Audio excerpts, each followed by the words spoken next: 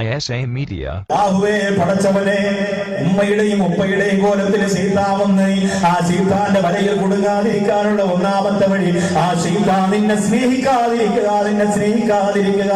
ശൈത്താൻ സ്നേഹിക്കുന്നവരുടെ അടുത്ത അടയാളമെന്ന ഫറോക്കിന് വന്നവരെ മൊബൈലില്ലാത്തവരില്ലല്ലോ. നഴ്സറിയിൽ പോകുന്നവനും മൊബൈലുണ്ട്, സ്കൂളിൽ പോകുന്നവനും മൊബൈലുണ്ട്. ഇന്ന് സ്കൂളിൽ ക്ലാസ് നടക്കുമ്പോ അവര് ടീച്ചറുടെ ചിത്രം വരെ മൊബൈലിന്റെ വീഡിയോയിൽ ഒപ്പിയെടുക്കുന്ന 11-കാരാ. അത് വല്ലാത്ത ദുരന്തമായി മാറിക്കൊണ്ടിരിക്കുമ്പോൾ നിങ്ങൾ അറിയുന്നുണ്ടോ, വാട്സപ്പിലൂടെ കാമുകനെ അയച്ചു കൊടുക്കുന്ന ഫോട്ടോ എന്റെ പ്രിയപ്പെട്ടവരെ കാമുകന് മാത്രമേ കിട്ടുകയുള്ളൂ എന്ന് നിങ്ങൾ കരുതുന്നുണ്ടോ? വേണ്ട നിങ്ങളെ വേണ്ട.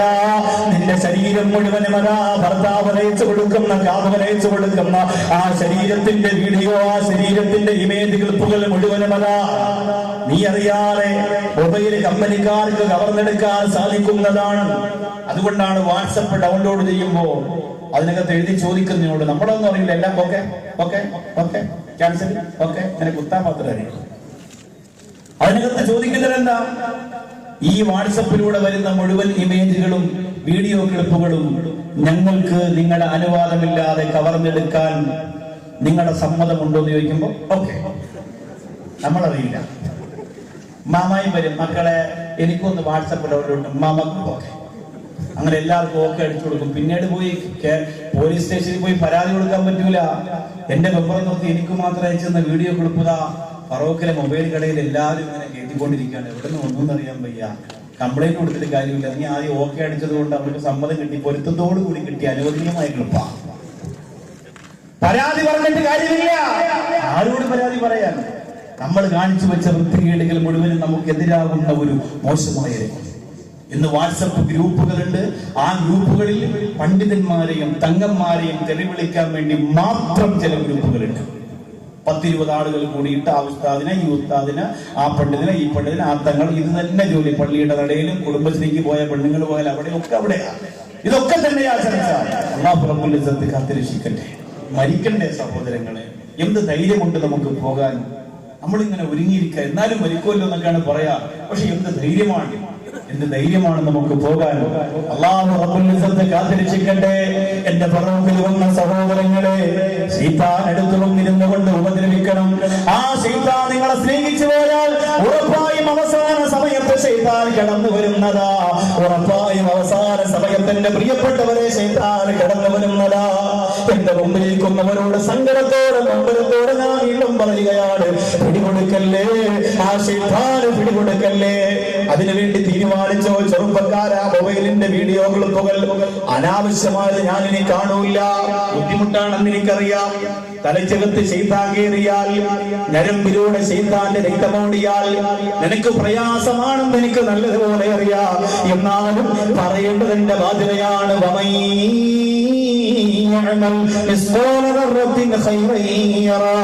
ഒരു അണുവളവ് നന്മ ചെയ്താൽ അത് കാണുന്ന, ഒരു അണുവളവ് തിന്മ ചെയ്താൽ അത് കാണുന്ന ലോകത്തേക്കാണ് നീ പോകേണ്ടത്. പെട്ടെന്നൊരു വേദന വന്നാൽ ഇന്ന് ഏറ്റവും വലിയ മരണം കണക്ക് പറയുന്നത് ഡോക്ടർമാര് പറയുന്നത് സൈലന്റ് അറ്റാക്കാണ്. ആരും അറിയൂല. ഒറ്റയ്ക്ക് വാഹനം ഓടിച്ചുകൊണ്ട് ഹൈവേയിലൂടെ പോകുമ്പോൾ നെഞ്ചുവേദന വരികയാണ്. ചിരിപ്പാഞ്ഞു വരുന്ന ലോറിയും ബഹളവും. അതിനിടയിൽ അല്ലാഹുവേ നെഞ്ചുവേദന വന്നു. ഗിയർ മാറ്റാൻ കഴിയുന്നില്ല, സ്റ്റീറിംഗിൽ നിന്ന് പിടിവിടാൻ പറ്റുന്നില്ല, നെഞ്ചൊന്ന് തടവാൻ കഴിയുന്നില്ല, സ്റ്റീറിംഗിലേക്ക് മുഖമമർത്തി പെട്ടെന്നൊരു വാഹനം വന്ന് ഇടിച്ചു തെറിപ്പിച്ചുകൊണ്ട് തകർന്നു പോയോ. അല്ലാഹുവേ പഠിച്ചവനെ, എത്ര ആളുകളാണ് അങ്ങനെ മരിക്കുന്നത്? സൈലന്റ് അറ്റാക്ക് എന്ന് പറഞ്ഞാൽ ആരും അറിയൂല. അടുത്തിരിക്കുന്ന ഉമ്മ അറിയൂല, മക്കൾ അറിയൂല, ഭാര്യ അറിയൂല, കുടുംബം അറിയൂല, ബന്ധുക്കൾ അറിയൂല. ഇങ്ങനെ ഒരു പിടി മാത്രമാണ് റബ്ബേ. ഹൃദയത്തിന്റെ ഇടിപ്പും ഇടിപ്പും നീക്കുമ്പോഴാണ് അറ്റാക്ക് വരിക. നമ്മൾ അറിയുന്നുണ്ടോ? ഹൃദയത്തിൽ ഇങ്ങനെ കൈവെക്കുമ്പോൾ ധും ധും എന്നിങ്ങനെ ഇടിച്ചുകൊണ്ടിരിക്കുന്ന നമ്മുടെ ഹൃദയം എത്ര സൂക്ഷ്മമായി അല്ലാഹു കൈകാര്യം ചെയ്തുകൊണ്ടിരിക്കുന്നു. പക്ഷേ നിനക്ക് നേരമുണ്ടോ? പാതിരാ സമയത്ത് സുന്ദരിക്കോരകളുടെ വീഡിയോ ക്ലിപ്പ് കണ്ടുകൊണ്ട് ഞരമ്പുരോഗി രോഗികളായി മാറിക്കൊണ്ടിരിക്കുന്ന കാലഘട്ടത്തിലെ പ്രിയപ്പെട്ട ചെറുപ്പക്കാരാ, അസ്റായീൽ അലൈഹിസ്സലാം എന്ന റൂഹ് പിടിക്കുന്ന രംഗത്തെ കുറിച്ച് മറന്നുപോയോ? ശൈത്താൻ വരും, നീ വായു തുറക്കും, നീ അവനെ സ്നേഹിച്ചത് കൊണ്ടാ ബ്ലൂ ഫിലിം കണ്ടുപോയത്, നീ അവനെ സ്നേഹിച്ചത് കൊണ്ടാ നമസ്കാരത്തിന് സമയമായപ്പോൾ അള്ളാന്റെ പള്ളിയിലേക്ക് കടക്കാതെ കടന്നു പോയത്, നീ അവനെ ഇഷ്ടപ്പെട്ടത് കൊണ്ടാ അള്ളാഹുവിന്റെ ദീനിന് എതിര് പ്രവർത്തിച്ചത്, നീ അവനെ സ്നേഹിച്ചത് കൊണ്ടാ സ്വലാത്തും ദുആയും ISA Media അവനൊക്കെ മാറ്റിവെച്ചത്, നീ അവനെ ഇഷ്ടപ്പെട്ടത് കൊണ്ടാ നിനക്ക് അള്ളാഹു തന്നതിന്റെ ഒരുവിധം പാവപ്പെട്ടവർക്ക് നീ കൊടുക്കാത്തത്. ഒരിക്കലും ശൈത്താൻ സമ്മതിക്കൂല. ആളെയിട്ട് ഞാൻ പറയുക, അനുവദിക്കൂല പ്രിയപ്പെട്ടവരെ, അനുവദിക്കൂല. എന്നാ നിങ്ങൾ ചിന്തിച്ചു, അനാവശ്യത്തിന്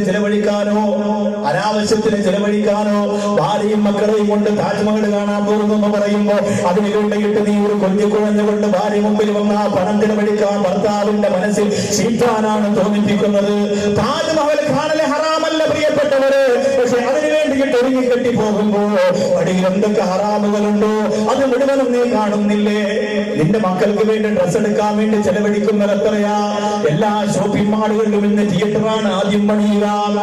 എന്നിട്ട് കുഞ്ഞുമക്കൾക്ക് കളിക്കാനുള്ള സ്പോർട്സിന്റെ ഓരോ സാധന സാമഗ്രികളും കളിക്കോപ്പുകളും കളിപ്പാട്ടങ്ങളും നിറഞ്ഞ ഷോപ്പിംഗ് മാളുകൾക്കകത്ത് നിന്റെ കുടുംബത്തിൽ ഒരു ജോഡി ഡ്രസ് എടുക്കാൻ പോയാൽ രാവിലെ പോയി രാത്രി വരെ കറങ്ങി നടന്ന് തിരിച്ചു വരുമ്പോ ലക്ഷക്കണക്കിന് രൂപയുടെ ബില്ല് വരുമ്പോ എന്റെ പ്രിയപ്പെട്ടവരെ നിങ്ങൾ അറിയുന്നില്ല, എന്റെ സഹോദരങ്ങളെ നിങ്ങൾ അറിയുന്നില്ല, അതിന്റെ നൊമ്പരവും അതിന്റെ സങ്കടവും നമ്മൾ അറിയുന്നില്ല. എന്റെ പ്രിയപ്പെട്ടവരോട് പറയുകയാണ്, എന്റെ പ്രിയപ്പെട്ട സഹധർമ്മിണി അവരുടെ വിരൽത്തുമ്പിൽ കിടന്ന ഒരു മോതിരം അടിച്ചു വെച്ചിട്ട് ഒരു കപ്പിന്റെ മുകളിൽ വെച്ച് 2 ആഴ്ച മുമ്പുള്ള വെള്ളിയാഴ്ച ഞാൻ വീട്ടിൽ ചെല്ലുമ്പോ എന്റെ കയ്യിലേക്ക് എടുത്തു തന്നതാ. ആ കപ്പ് ജയിലിലേക്ക് വന്നതാണ്. മലപ്പുറം ജില്ലയാ, ഒരുപാട് സമ്പന്ന വർഗമുള്ള മലപ്പുറം ജില്ലയാ, ഒരുപാട് പള്ളികളുള്ള മലപ്പുറം ജില്ലയാ, ഒരുപാട് സ്ഥാപനങ്ങളുള്ള മലപ്പുറം ജില്ലയാ.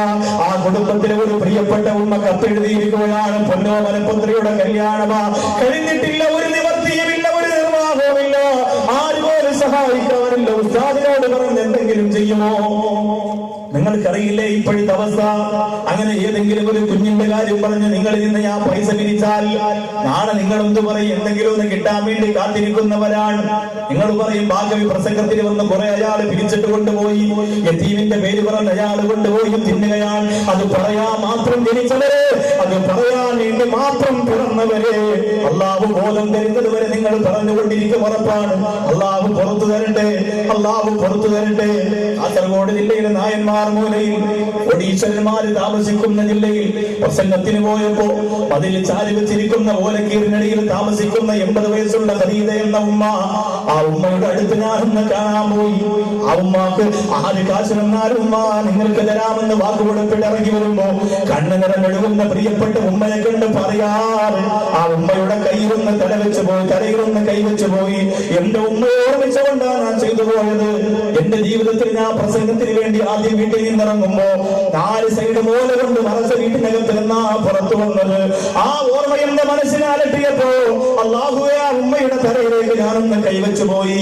അത് ഫോട്ടോ എടുത്ത് ഫേസ്ബുക്കിൽ ഇട്ടിട്ട് എന്റെ പ്രിയപ്പെട്ട കൂട്ടുകാര്, ചെറുപ്പക്കാര് അതിന്റെ ഇടയിൽ കമന്റ് എഴുതിയത് എന്തെന്നറിയുമോ?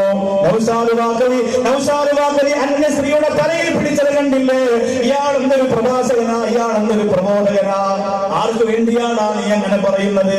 എന്ത് പ്രസംഗം നിർത്താൻ വേണ്ടിയാണോ? ഈ ജനത്തിലേക്ക് അവസാനിപ്പിക്കാൻ വേണ്ടിയാണോ?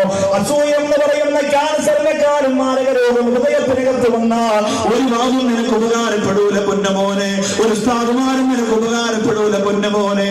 അള്ളാഹു നിനക്ക് പുറത്തു തരട്ടെ. എനിക്ക് നിന്നോട് വെറുപ്പില്ല, ഒരു വിഷമം മാത്രമേ ഉള്ളൂ. എത്ര മജ്‌ലിസ് കണ്ട് എന്തെല്ലാം നമ്മൾ തുറന്നു പറഞ്ഞ് എന്നിട്ടും ബോധം വരാത്തവനെ, ആ ഒരു സങ്കടം മാത്രമേ ഉള്ളൂ. എനിക്ക് വെറുപ്പില്ല, അതുകൊണ്ട് എനിക്ക് അങ്ങനെ ചെയ്യാൻ പറ്റുമോ?